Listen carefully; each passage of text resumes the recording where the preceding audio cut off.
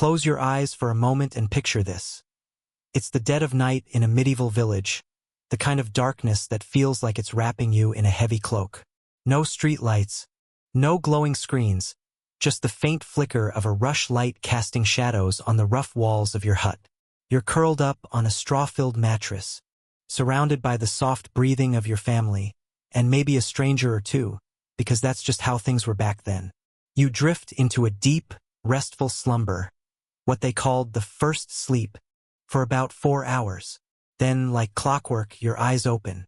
The world is still, the air cool, and for the next couple of hours, you're awake in what medieval people called the watching hour. This isn't insomnia. It's deliberate, a quiet pocket of time where life hums with a different kind of energy. Welcome to Boring History, where we're stepping into the strange, surprisingly relatable world of medieval sleep and why it might just beat the way we toss and turn today. I know what you're thinking. Sleep? Really?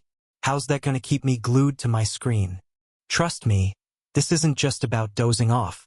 It's about a rhythm of life that feels so alien yet so natural, a way of living that medieval people nailed without even trying. They didn't have fancy mattresses or sleep apps, but they had something we've lost, a deep, instinctive connection to rest. So, grab a cozy blanket, or maybe a candle, if you're feeling medieval, and let's dive into a world where the night wasn't just for sleeping, but for living in a whole different way. Medieval people didn't sleep like we do. We're obsessed with cramming 8 hours into one unbroken chunk, chasing that perfect slumber like it's the key to eternal happiness. But back then, sleep was split into 2 phases, what historians call biphasic sleep. As soon as the sun sank and darkness swallowed the village, families would settle in for their first sleep, a solid 4 hours of deep rest that left you refreshed but not done for the night. Then you'd wake up naturally, no blaring alarm needed. For an hour or two, you'd be up, moving, thinking, maybe working by the glow of a single candle. Then you'd slip back into your second sleep until the roosters started their morning racket. This wasn't some odd habit. It was the heartbeat of their day, woven into every part of their society. What's wild is that this wasn't just a cultural thing. It's baked into our biology. In the 1990s, a researcher named Thomas Ware ran an experiment straight out of a medieval playbook. He had people live without artificial light for weeks, just candles and firelight like a 14th century villager. Without clocks or bulbs messing with their heads, the participants naturally fell into this biphasic pattern. They'd sleep for a few hours, wake for a bit, then sleep again. Their bodies didn't need a smartwatch to figure it out. They just knew. It's like our ancestors were sleep wizards, tuned into a rhythm we've forgotten in our world of glowing screens and late-night scrolling. So, what did people do during this midnight waking period? That's where it gets really good. This wasn't dead time, like when you're up at 2 a.m. staring at your phone. The watching hour was a purposeful pause, almost sacred in its stillness. Couples would lie in bed, whispering stories or secrets, their voices soft against the night's quiet. In monasteries, monks used this time for prayer, not just quick blessings but deep, soul-searching contemplation. Some got practical. Bakers checked their dough, letting it rise perfectly between sleeps, while craftsmen tended their kilns to keep the fire just right. Even in wealthier homes, ladies might pull out their embroidery, stitching by candlelight, turning the night into a kind of medieval me-time. This wasn't about scrambling to meet deadlines. The phrase burning the midnight oil comes from this era, but it wasn't about procrastination, it was intentional. The watching hour was a built-in break, a chance to connect, reflect, or get things done without the day's chaos. Medieval doctors even thought it was good for you, saying it helped digestion, cleared your mind, and made your dreams more meaningful. One physician wrote that dreams from the first sleep could reveal hidden illnesses, and the waking period was perfect for pondering their meaning. Another suggested light stretching to stay limber. Just don't grab your sword for a midnight sparring session. Apparently, some knights needed that memo. What's so fascinating is that this wasn't just for the rich. Archaeological digs across Europe show that everyone, from peasants to nobles, leaned into this rhythm. In humble homes, they found nooks carved into walls, just big enough for a stool and a rush light, a slender candle made from reeds dipped in fat, perfect for a couple of hours of work or prayer. These weren't fancy reading corners. They were wherever you could set up a light and get busy. A French noblewoman in 1465 wrote about how the silence between sleeps inspired her poetry, claiming it sharpened her mind. A merchant's records show him balancing his books at midnight, saying his head was clearest in the quiet. Even hospitals got in on it. Nurses' logs mention patients being chattier and more lucid during these hours, making it the best time to give medicine or check symptoms. This watching hour wasn't just about getting stuff done. Medieval people saw it as special, almost magical. They believed prayers were more likely to be answered, ideas flowed freely, and conversations hit deeper truths. Modern science backs this up a bit. Studies show that between sleep cycles, your brain hits a sweet spot of relaxed alertness, perfect for thinking or creating. It's like the medieval version of mindfulness, no app required. Court records even show how seriously they took this time. If you needed an alibi saying you were up embroidering or praying at 2 a.m., was ironclad, people trusted you were sharp and present during the watching hour. One guy in a 15th century trial swore he was carving a spoon by candlelight when a theft went down, and the court believed him. The reason this worked so well wasn't just biology, it was their world. Medieval nights were dark. Pitch black, no moonlight sneaking through the blinds dark. Candles and oil lamps were all they had, and those were pricey. A single candle could cost a day's wages, so you didn't burn them for fun. Some families saved up for months just for a few, and wills from the time list half-burned candles as treasures. One record from York tells of a family feud over a considerable beeswax candle. Imagine your holiday dinner turning into a brawl over a candle stub. This darkness was a gift, though. It synced their bodies with melatonin, the sleep hormone we're always trying to hack. Today, we know blue light from screens can suppress melatonin by up to 85%.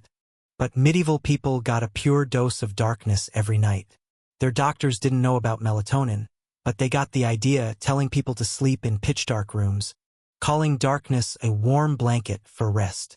Poetic and dead-on. This darkness didn't just shape their sleep, it shaped their lives. Towns had curfews because you couldn't do much after dark anyway. Merchants who sold goods at night charged extra to cover candle costs. Think of it as a medieval surge fee. People got clever, navigating by sound and touch, recognizing neighbors by their footsteps or telling time by the hum of crickets. Even their homes were built for it, with light wells and white plaster walls to catch every scrap of daylight. Wealthy houses had light cups, curved niches that made a single candle's glow stretch further. It's like they were hacking the darkness, turning it into an ally. That watching hour, though, was more than a sleep quirk, it was a space for connection. In a world without Netflix or late-night snacks, it was a time to be with others or yourself in a way we've lost. Monks might be praying, but regular folks were sharing stories, solving problems, or just sitting in the quiet. It was a kind of intimacy our always-on world can't match. As the night stretched on, that pause between sleeps became a bridge to the rest of their lives. A world where every moment was about survival and connection. Now, let's step out of that quiet midnight moment and into the gritty reality of a medieval village. You're waking up from your second sleep, the dawn light creeping through the cracks in your shutters. Your house isn't some cozy cottage. It's a wattle and daub shack, sticks woven together and slathered with mud, straw, and a bit of animal dung. Sturdy enough, but it's no mansion. The floor's dirt, covered with rushes that get swapped out when they start smelling like a landfill. Your roof is thick thatch, home to rats and bugs, and there's no chimney, so smoke from your fire seeps through it, doubling as a bug repellent. Windows, more like holes with wooden shutters or oiled parchment to keep out the wind. Light comes from rush lights, giving off about as much glow as a birthday candle. At night, it's so dark you could trip over a chicken. And yeah, the chickens live inside with you. This is where sleep happened. And it was a group activity. Privacy, not a word in their vocabulary. You're sharing a bed with your spouse, your kids, maybe a traveler who showed up at the inn. Bed sharing was so normal it was practically mandatory. In York, an innkeeper got fined for giving guests separate beds when his inn wasn't full. Why waste firewood heating extra rooms when everyone can pile in together? Body heat was their heater. Kids were tucked in the middle, their little bodies keeping everyone warm. Monasteries took it further, with monks sleeping 2 or 3 to a bed under strict rules to avoid nocturnal wandering. One even fined monks for tossing and turning too much. Imagine getting in trouble for bad sleep habits. This wasn't just about staying warm. It was social glue. Sharing a bed meant sharing stories, deals, even secrets. A 1458 court case hinged on a conversation overheard in a shared bed at an inn, like eavesdropping on a medieval group chat. Kids grew up sleeping in piles, thought to build character. Parenting guides warned that solo sleepers might turn selfish or scared. Nothing toughens you up like a midnight kick from a sibling. But it wasn't all cozy.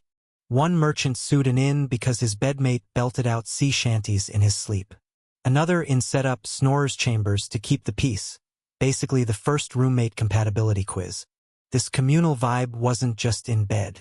Villages were tight-knit because survival demanded it. Houses were packed close, built to catch sunlight and block wind, with shared ovens and animal pens. Everyone knew your business. Your neighbor's fight over the pig pen was public entertainment. Work was a team effort, too. If someone's roof leaked, the village turned it into a party with food and drink. It was like a barn raising, but for a mud and straw shack. This teamwork was life or death. If your ox died, your neighbor lent you theirs, knowing you'd do the same. Records show villages with strong cooperation survived famines better. Medieval social security, hold the paperwork. Life was brutal, though. Work started before dawn, 4 a.m. In summer, 7 a.m. in winter. You weren't just a farmer. You were a carpenter, shepherd, and blacksmith rolled into one. Plowing took brute strength. 8 oxen for 1 acre a day. Summer meant weeding by hand, no herbicides, just you versus the dandelions. Harvest was a race against weather, swinging a sickle 15,000 times a day. Winter was for fixing tools and fences, no rest. By their 30s, most had arthritis, their bodies worn out from labor starting at age 6. Food was basic, 2 to 3 pounds of gritty bread, pottage stew, and small beer safer than water. Meat was a rare festival treat. Famine loomed. One bad harvest meant eating bark or shoes. During the 1317 Great Famine, people stole unbaked dough just to survive. Yet they were ingenious, mastering crop rotation and food preservation we still use. Despite the grind, they found joy. The church gave them 150 holy days a year, more vacation than us, turning them into epic parties. Harvest festivals were village-wide potlucks. May Day was a wild mix of flirting and dancing, with maples taller than church steeples. Sports like village football were chaos, sometimes burning down houses. Music came from spoons, bones, anything.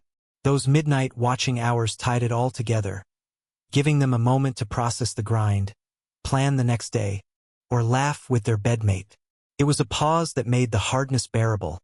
A quiet space in a relentless world. That relentless world wasn't just about work. It was ruled by the church and the feudal system, 2 forces that shaped every breath you took. You're a peasant, tied to the land like a tree rooted in place. The feudal system meant you owed your lord up to half your crops, grain, apples, even a rabbit you caught because wild animals were his. One guy got fined for grabbing too much firewood. Another paid 2 chickens just to let his daughter marry someone from the next village. It was like your lord was that kid who claimed every toy in the sandbox, except the sandbox was your life. The church was just as demanding, like a landlord with a holy glow. You owed a tithe, 10% of everything. 10 eggs? The church got 1. 10 bags of wheat? Same deal. This hit hard when you were barely surviving. Every life event had a price. Baptizing your baby, getting married, even burying your parents. One family sold their cow for a funeral in 1324. The church also controlled your calendar, with saints' days and feasts banning work. No work, no food, but you still owed the tithe. One farmer got fined for picking peas on St. Mark's Day, even though a storm threatened his crop, twice the pea's value. Religion wasn't a Sunday hobby. It was your whole life. Church paintings showed hellfire for stealing bread or skipping mass, and excommunication meant being cut off from everyone. One woman confessed to a 20-year-old bread theft, terrified for her soul. Priests held real power, refusing sacraments if you didn't pay or behave. Some were kinder, letting poor families work in church gardens instead of paying cash. But maintaining the church was on you, weeks spent fixing walls instead of your own fields. Yet peasants were clever, blending Christianity with folk beliefs. You'd pray at church, then visit a wise woman for a crop blessing. Homes had crosses buried with herbal charms, hedging spiritual bets. They'd bargain with saints, promising future payments for help now, or take turns at church to split the time. It was like gaming a system rigged against you. This hustle carried into daily life. No electricity, no running water, no takeout. You grew, built, and fixed everything. Villages were smart, though, with houses clustered for warmth and drainage to avoid floods. Food was survival. Gritty bread, pottage, small beer. Meat was rare, but they used every bit, snout to tail, everything but the squeal. Famine was a constant threat, but they mastered smoking and salting to stretch supplies. Joy came in bursts, harvest festivals, May Day flings, chaotic football games. Women ran businesses, 30% of some towns' shops, and love bloomed despite the rules, with secret letters carved into church walls. The watching hour was their anchor, a quiet moment to reflect, plan, or just be human in a world that demanded everything. Surviving that world meant staying healthy, or at least trying, in a time when medicine was more guesswork than science. If you think doctor visits are rough now, imagine one prescribing leeches for a headache. Bloodletting was the cure-all. Stomachache, fever, stubetu. Drain a liter of blood. One text suggested 1.5 liters at a time, enough to make you faint. Peasants rarely saw these experts, turning instead to local healers, often women with a knack for herbs.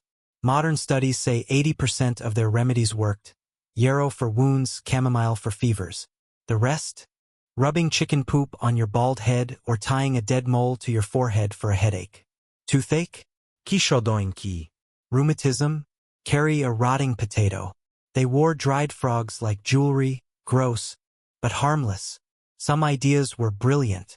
Honey on wounds, antibacterial. Moldy bread on infections, accidental penicillin. Surgeons, often barbers, were shockingly good, amputating limbs in 3 minutes, pulling bladder stones in 2 with just ale and a stick to bite. Skulls show healed holes from brain surgery, an 80% success rate with hand tools. The Black Death in 1348 was grim. Beak mask stuffed with herbs didn't help much, and banning cats let rats spread it faster.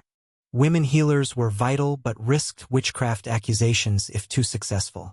Yet, if you survived childhood, you could hit 60 or 70, not bad for a donkey-kissing era. Homes didn't help. Tiny, smoky, and shared with animals, they had dirt floors and thatched roofs crawling with critters. Rush lights barely lit a corner. Furniture was a table, maybe a chest. Beds were straw sacks, shared with everyone. Village middens, trash heaps, held pottery, bones, even clogs like time capsules. But villages were clever, built for sunlight and drainage. Neighbors fixed roofs together, turning chores into feasts. That watching hour was a lifeline, a pause to process the grind, share a story, or plan survival. Modern science says it boosted mental clarity, and medieval doctors agreed, calling it good for digestion and dreams. What's amazing is their resilience. They worked from dawn to dusk, ate gritty bread, and lived under lords and priests, but they threw epic festivals. May Day was a romantic riot. Football was village-wide chaos. Music came from spoons, bones, anything. Women ran breweries, bakeries, even rat-catching gigs. Love survived, stolen flowers, poems on church walls. The church demanded tithes and time, but they dodged it with saintly bargains and shared confessions. Their biphasic sleep, with its watching hour, wasn't just a quirk. It was a space to recharge, connect, and keep going. So what's the takeaway? Medieval people didn't have our tech or comforts, but they had a rhythm that worked. Their sleep was a dance with the night, giving them time to think, feel, and live. In our world of screens and stress, maybe we've lost something. Next time you're up at 2 a.m., don't fight it. Light a candle, skip the sword practice, and see what your own watching hour tells you. Thanks for joining me on Boring History. If this dive into the medieval night hooked you, hit that like button, subscribe, and drop a comment. Would you trade your mattress for a straw sack and a midnight pause? See you next time for more history that's anything but boring.